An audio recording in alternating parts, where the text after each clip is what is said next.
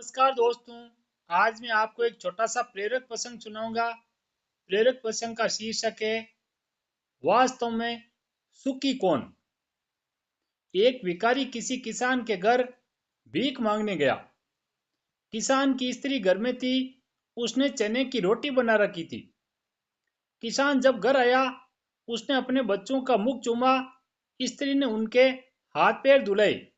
उसके बाद वे रोटी खाने बैठ गया।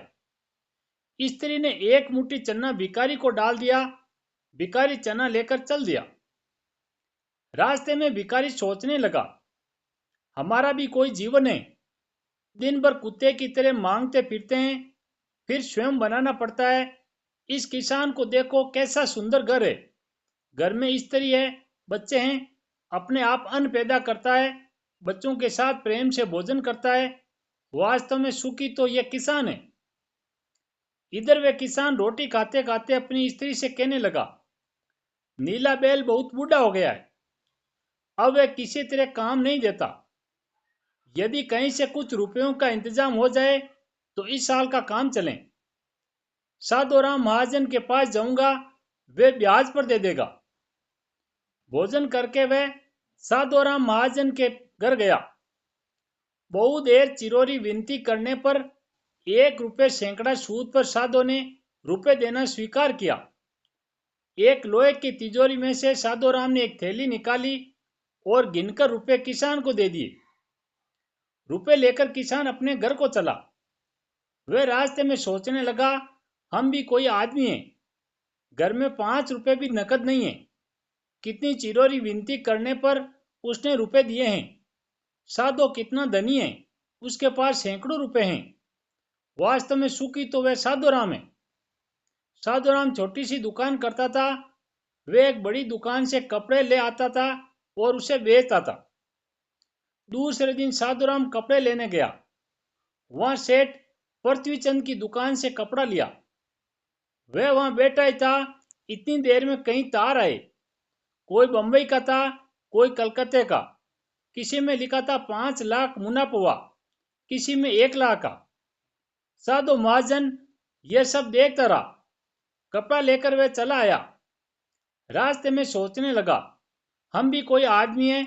100-200 जुड़ गए, महाजन कहलाने लगे। पृथ्वीचंद कैसे हैं, एक दिन में लाखों का फायदा। वास्तव में सुखी तो यह है। उधर पृथ्वीचंद बैठा ही था कि इतने में ही तार आया कि 5 लाख का घाटा हुआ है। वह बड़ी चिंता में था कि नौकर ने कहा, आज लाट साहब की राय बहादुर सेठ के यहाँ दावत है, आपको जाना है, मोटर तैयार है। पृथ्वीचंद मोटर पर चढ़कर राय बहादुर की कोठी पर चला गया। वहां सोने चांदी की कुर्सियां पड़ी थी। राय बहादुर जी कलेक्टर कमिश्नर हाथ मिला रहे थे। बड़े बड़े सेठ खड़े थे। वहां पृथ्वीचंद सेठ को कौन पूछता। वे भी एक कुर्सी पर जाकर बैठ गया। लाट साहब आए, राय बहादुर से हाथ मिलाया, उनके साथ चाय पी और चले गए। पृथ्वीचंद अपने मोटर पर लौट रहे थे। रास्ते में सोचते आते हैं, हम भी कोई सेठ हैं, 5 लाख के घाटे से ही घबरा गए हैं। राय बहादुर का कैसा ठाठ है। लाट साहब उनसे हाथ मिलाते हैं। वास्तव में सुखी तो ये हैं।